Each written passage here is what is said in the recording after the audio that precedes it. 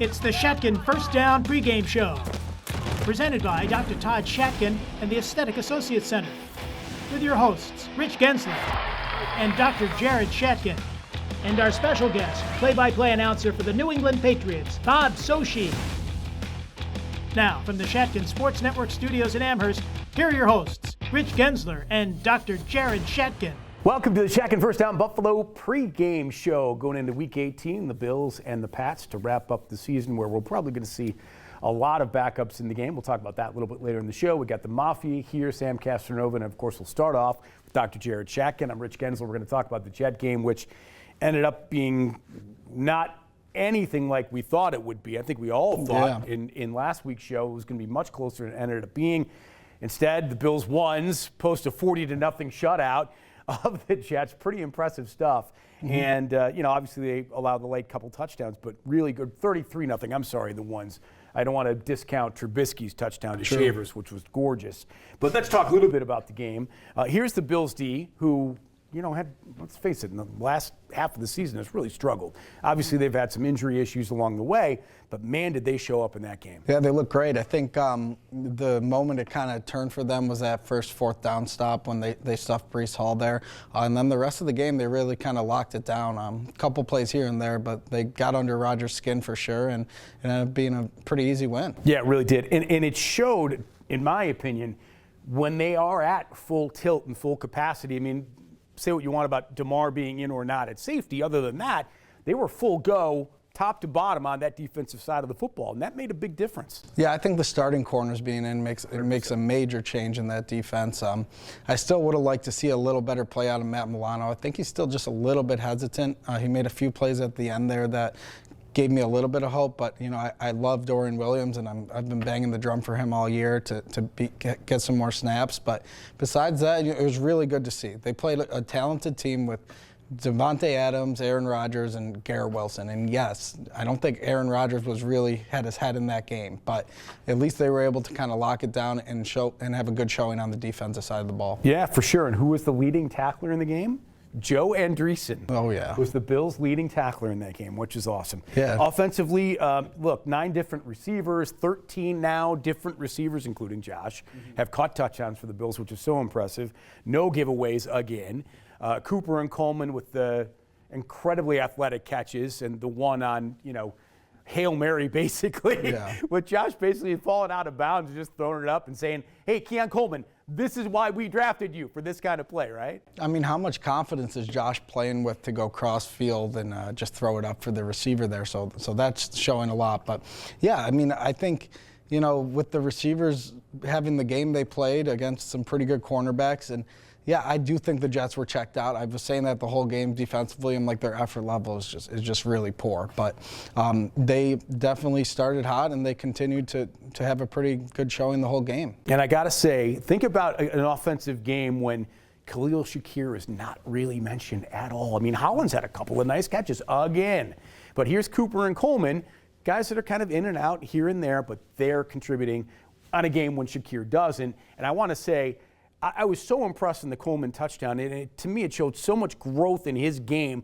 The fact that he found a way to get open, right, for his quarterback. He was aware of what was happening in the play, enough so that Josh could find him and give him an opportunity to make a play. Right, and another thing I like is Coleman had a couple drops early in that game, and he still was able to keep his head in the game and make that big play. And then he also had that one big play called back, and that can get in a receiver's head. But, a young player being able to shake all that off, and he really made an athletic play on that route, not just the jump ball for the touchdown. He was able to get separation from Reed and come down with that football, and it was honestly a perfect throw. So, I mean, it could have been planned. That's the MVP type play you see out of Josh Allen. So, yeah, those guys are playing at a different level right now. Okay, so here's what's going to happen. I'm going to get flushed out of the pocket. I'm going to roll right. Keon, you just kind of run around. And who knows? It could have been a playground ball kind of play, but a great win for the Bills. We'll talk more about the Bills in our final segment when we pregame the Patriots. And I also have some Bills by the numbers, which are some astounding stats that if you hadn't heard them yet, you're going to want to hear as we continue on the Shatkin First Down Buffalo pregame show.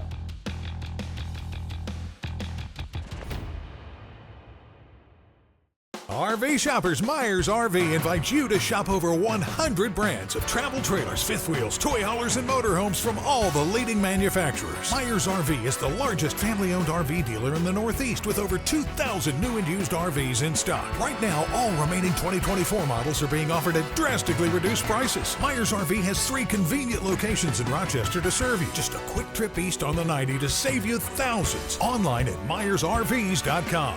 Go Bills! Hi, I'm Dr. Todd Shatkin here with Hall of Fame running back Thurman Thomas. My family and I have been coming to Dr. Shatkin's dental office for years. The office is beautiful and the staff is outstanding. Thanks, Thurman. It's been an honor for me to take care of you and your family. For a Hall of Fame smile, go where the pros go. Dr. Todd Shatkin at the Aesthetic Associates Center. Call today for a free consultation, 839-1700.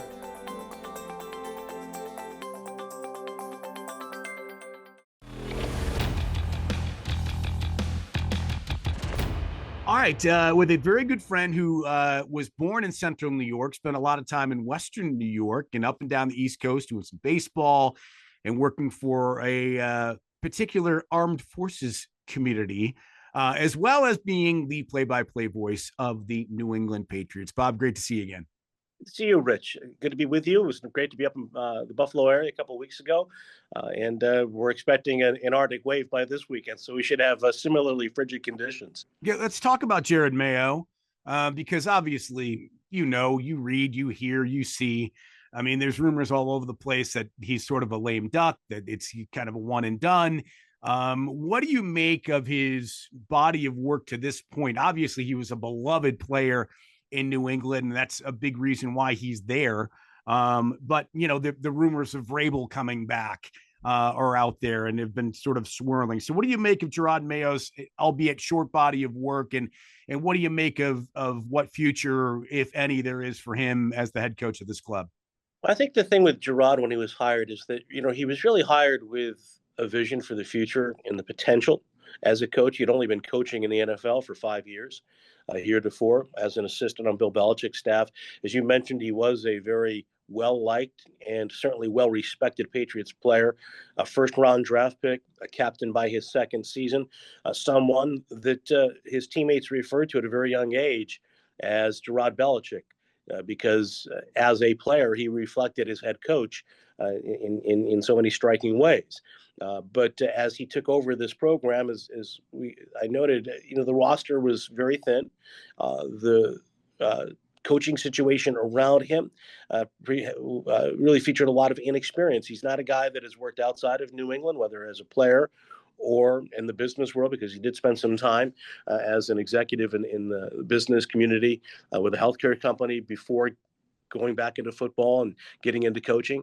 That was local. And as a football assistant, it's all been with the Patriots. So there really wasn't this broad network of contacts around the league, and really not a lot of experience in contact with college coaches, let alone NFL coaches.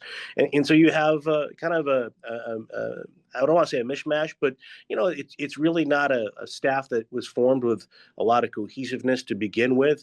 Some of the guys that are on this staff, like Alex Van Pelt, the offensive coordinator, came from Cleveland. Others came from elsewhere. Some stayed in-house.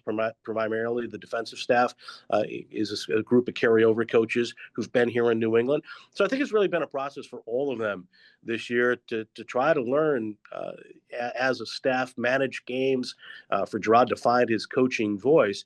And, you know, they really, from the start, I think offensively especially, have been hamstrung by just poor personnel on the offensive line. And, you know, the problems there have never allowed, I think, Alex Van Pelt to have a full playbook, although he's done a very good job, in my opinion, of developing Drake May as this year has gone along.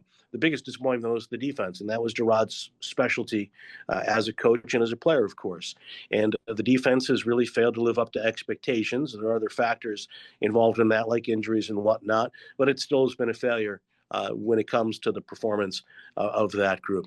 There have been a number of reports by the proverbial NFL insiders in the last couple of weeks that he's likely to be back, barring a calamity. As I mentioned, I think Robert Kraft has a strong feeling about Gerard Mayo and his potential as a head coach. I think he has the potential to be a successful coach in this league, given a lot of the qualities that I know that he possesses. However, as this team has gone up and down, there are going to be questions asked as soon as the season ends about what the path forward is and whether or not there's been enough experienced and witnessed when it comes to starting to approach that potential. And it really does, as you mentioned, complicate things that Mike Vrabel is still available as himself, a very popular former Patriots player, Patriots Hall of Famer, in fact, and a multiple Super Bowl champion. So let's talk about Drake May. He looks like he is potentially the real deal now. To your point, they need to build around him. Yeah, no question, Rich. I think he's been a player who's even exceeded expectations, high as they were, coming out of North Carolina as the third overall pick. Out of the draft, among the first-round quarterbacks, I think it was widely reported and speculated that Drake May was maybe the furthest away from being NFL ready among those first-round quarterbacks. There was a lot of dissection on ESPN and other outlets with the video about his footwork and his mechanics, his delivery. He had played in a North Carolina offense that didn't require play calls to command a huddle, didn't take snaps under center, with few exceptions in the red zone. And so he really had a huge learning curve to overcome while getting into the NFL, just from that standpoint, from a procedural standpoint. I think the Patriots were really concerned initially. They're very conservative in their development of him. Going back to preseason, he played very seldomly. In fact, only one series in the first game. And I think a lot of that was traced to the concerns about the offensive line. And in the first part of the season, they wanted to go with Jacoby Brissett and give Drake May an opportunity to apprentice with him. But then by week 6, they were in a situation where they were just stuck in quicksand, and the offense couldn't get moving. There wasn't much excitement when it came to the team. I think, at that point in time, they're going to get ready to play the Houston Texans. Some were a bit surprised that Drake May was going to start then, and maybe not the following week. Some lamented that he didn't start the previous week in a winnable game against Miami. But whatever, you want to say hypothetically or theoretically, the fact is that since he started in week 6, he has brought fun to football that wasn't there, frankly, offensively for this team the last couple of years, because, as you mentioned, those kind of wow plays. And I think, in a very similar way as a guy like Josh Allen, he can do things with his legs and his arm. And I'm not going to compare him to Josh. Maybe Justin Herbert is the better comparison in terms of their body types and the way they play the game. But we saw him in the last game, for example, and he struggled a bit, but he knew he had a free play. He's going backwards, and he's about to take a hit, and off the back foot, he lobs a throw to give his receiver an opportunity to run under it and make the catch for a touchdown. The only real significant offensive highlight of that game against the Chargers. So even in the most dismal performances for the Patriots, we've seen May emerge as a bright light for them. Thanks so much, man. Happy New Year's. I really appreciate you doing this. Hey, Rich, good to connect again. Thanks, and Happy New Year's to you and yours. Be well. You too. Bye-bye. Hello, I'm Dr. Sam Shatkin Jr., board-certified plastic surgeon. In addition to my many other aesthetic treatments, I'm now offering the revolutionary 4D facelift exclusively for you. Look your best in the new year. Make the resolution right now to give us a call at the Aesthetic Associate Center. Come in for a free consultation. Just mention Buffalo Healthy Living Magazine. 716-800-6026 and find out more at drshatkin.com. My self-esteem wasn't where it should have been because I was really, really self-conscious about my teeth. When I walked into Shatkin Dental, I was instantly ready for the residency program. I knew that that is what I needed. I needed the discount. I needed the dentist that was going to fix everything. My self-esteem is already getting much, much, much higher just from starting the procedures. Call Shatkin Dental Health today at 43 Smile for quality dental care you can afford.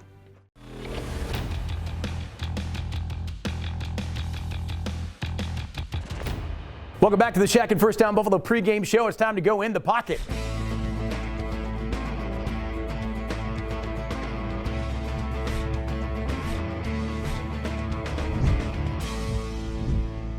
Sam Castronova, of course, born and bred here in Western New York, joins us every week to talk about the visiting quarterback, who we've already seen a couple weeks ago. Drake May had a really good first half, made some, as we talked about, some unforced errors in that second half of the game, a game that ended up being controlled by the Bills in the second half. So let's start with the Bills here.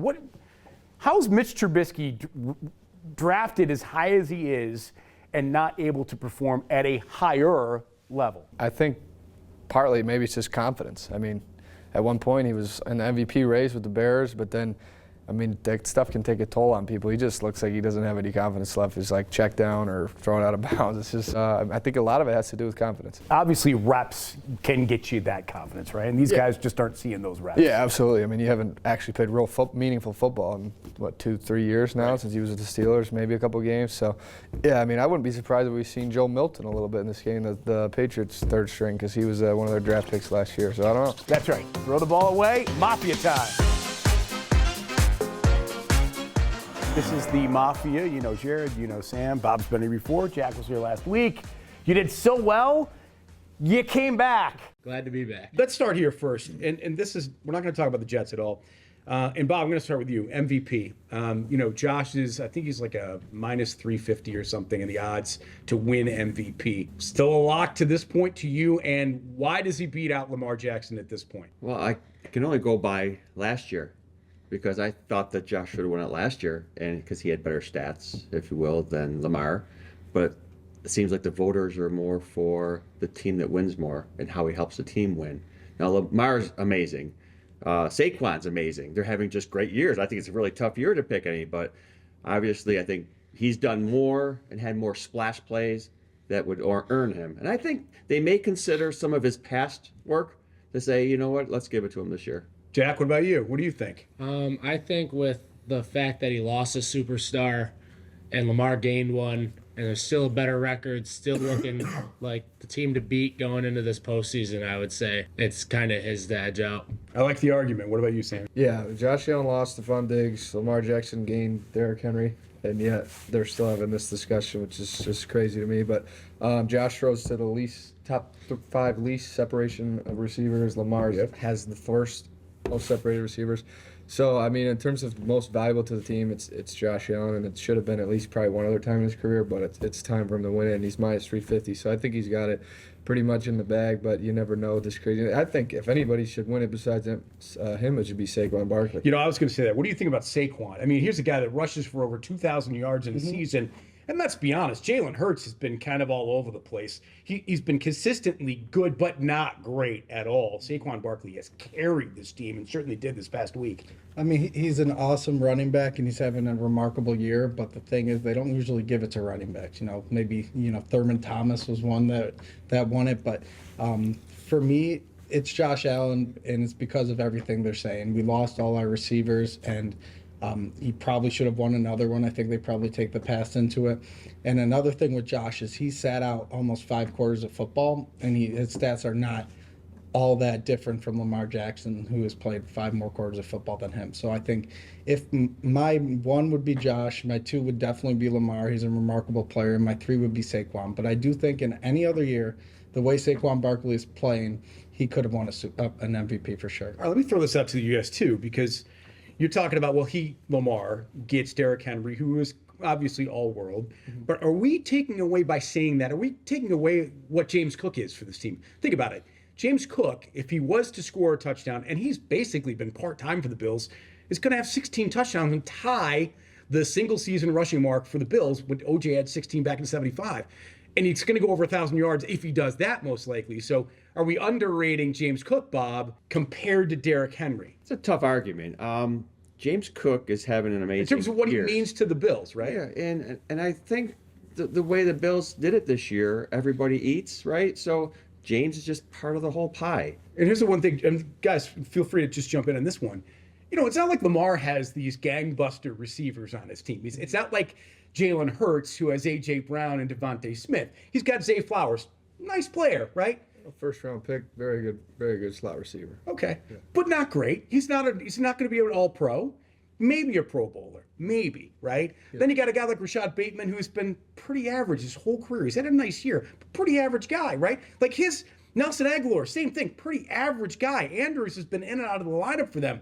So it's not, I don't want to give so much credit to the Bills for not having a receiver core compared to saying, well, Lamar, look at who he has, right? No, it's not necessarily the names, but it's the separation that they get based on the statistics. I'm not even a big Well, stat but that's guy. based on scheme and the way the plays are drawn up, basically, right? Of course, right. But I think that makes it easier for the Sure. quarterback, whereas And you're a it's more quarterback, you would it's more know. valuable when you're throwing, when you have to be that precise. Yeah, for sure. It's such a difficult argument because both of those guys are incredible players, and Lamar Jackson is also a talent that we've never seen in the NFL. The amount of speed he can run with, and he's just such an absolute weapon. But to me, it's Josh Allen, because take him off the team and see what happens. Yeah. You take Lamar Jackson off, you saw what happened when Tyler Huntley went in. They won a still couple won a games, and playoff they game. almost won a playoff game. And it's not to take anything away from I was him. going to say Mitch Trubisky had a perfect passer rating this past week. Josh beat Tyrell. True, we have Tyrell Shaver. That's right. That's right. He's a stud. Why isn't he starting? Josh beat the number 1 team in the AFC and the NFC as well. How does that not add? But he also lost to Lamar. But Lamar also lost to the Oakland Raiders and the 3-13 Cleveland Browns. It's a good point. Yeah. Good point. All right. Well, I think we've you guys have sold the viewers who I didn't think needed to be sold, quite frankly, on Josh being the MVP. Okay, very quickly, who do we prefer to play as a 7 seed? I mean, there's all kinds of scenarios as to determine who it will be. But do we want to play Denver, Cincinnati, or Miami? You go first. Definitely not the Bengals. But I'm kind of torn between the Broncos and the Dolphins because I think the Broncos have a pretty good defense. But I would probably go with Miami, to be honest. Yeah, Jack, what about you? I'd go Miami with how it has gone against Miami in recent years in games. I think it would just be another complete onslaught. Yeah, you two guys in the same boat? No, Broncos. Broncos. Because I think Sean McDermott eats up rookie quarterbacks, and I think that Bo Nix would have trouble against our defense. Yeah, I agree with that. I mean, it's hard to beat a team 3 times. You know, that's saying, but I kind of lean towards the Broncos just because I don't think the running game is as good, and we're not having a great year with stopping the running backs, and then the rookie quarterback. I think we can do well against him. All right, so listen, we're not gonna pick the game on Sunday because it's basically gonna be a preseason game. Let's face it, everybody's gonna sit maybe on both sides. You know, if New England says, "Well, we're gonna tank because we have the first pick overall," and the Heisman Trophy winner just happens to be sitting there, and oh, by the way, we need a game-breaking receiver and/or a shutdown corner, right? I mean, and Bob Kraft is probably saying to Mayo, "Look, you're not coming back, so don't even try to win." I don't know. They are pros. It is what it is. But let's have some fun with this. Trubisky's going to play most of the game, 98% of it, right? So what do you think his stat line is, quarterback? Oh, boy. I'll go with 13 for 25, 140 yards, and 1 touchdown, 1 interception. All right, Jack? I'm going to go 15 for 21, 169 yards, 3 touchdowns, and an interception. All right, Bob? Wow. 12 for 22. Give him a $150. Touchdown, interception. Fun. Let's do it, the two of us. We normally don't do this segment. Let's do this. All right, so I think Mitch Trubisky's a very bad quarterback, and I'm happy that Josh Allen hasn't been hurt all year because I think his stat line's going to be 9 for 25. Like it. For 104 yards and 2 interceptions. Wow. All right, I'll go. What about his 2 rushing touchdowns? He's gonna have probably 20, 30 rushing yards as well. I forgot that. Yeah, that's right. I'll go 11 for 26 for 137 yards, 2 touchdowns, 2 picks. Whatever. Whoever comes out closest wins. Pizza from Sorrentino's. How's that sound, boys? All right.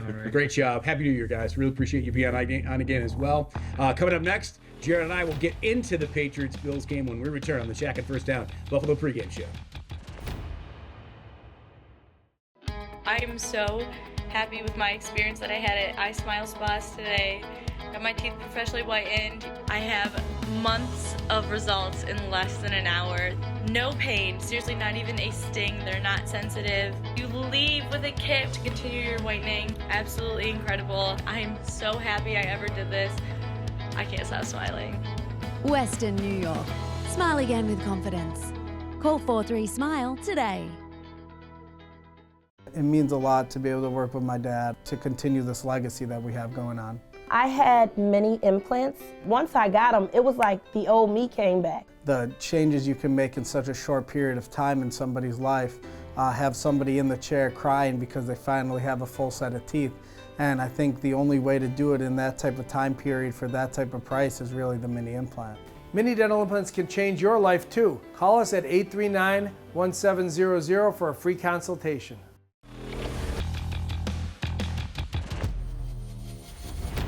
Welcome back to the Shatkin First Down Buffalo pregame show. We're going to get to the Patriots in a second, but I promised you Bills by the numbers. How about some of these numbers here? Bills first time unbeaten at home since 1990. Pretty impressive. Josh, the only player in history with 50-plus passing and 25-plus rushing touchdowns combined in back-to-back seasons total, right? The Bills' most touchdowns in team history is 61 to this point. They're going to add to that, obviously, in the final game, we think. Josh and Aaron Rodgers, 5 touchdowns, or check that, 40-plus touchdowns in 5 different seasons. Impressive. Josh's rush touchdown gave him 65. He's tied with Thurman. So that looks like it's going to stay tied until next year. 6th win by 20 points or more, most in the league.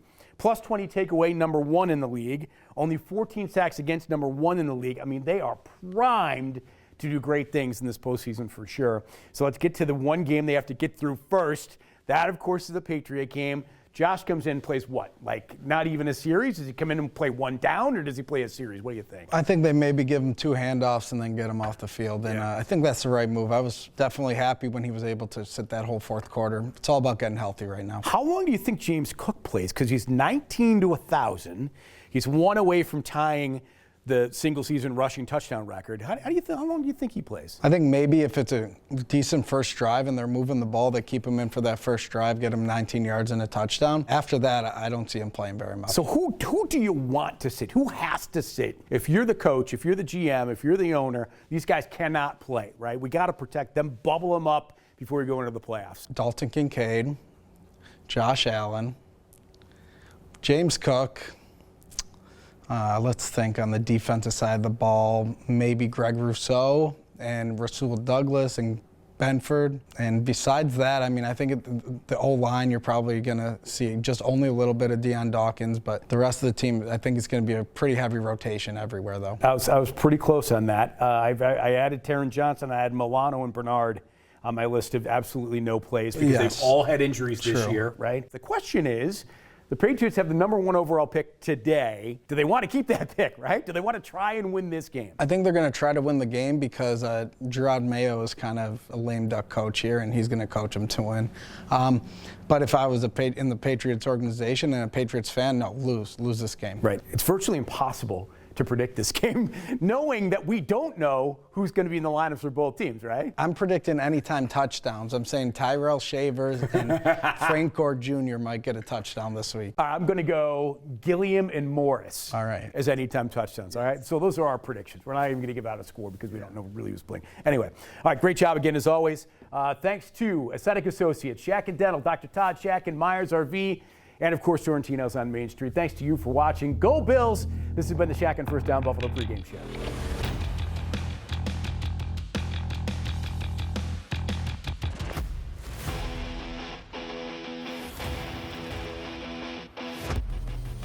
In the Pocket is sponsored by Mini Dumpster Rental. Call 716-429-6362. This has been a production of the Shatkin Sports Network.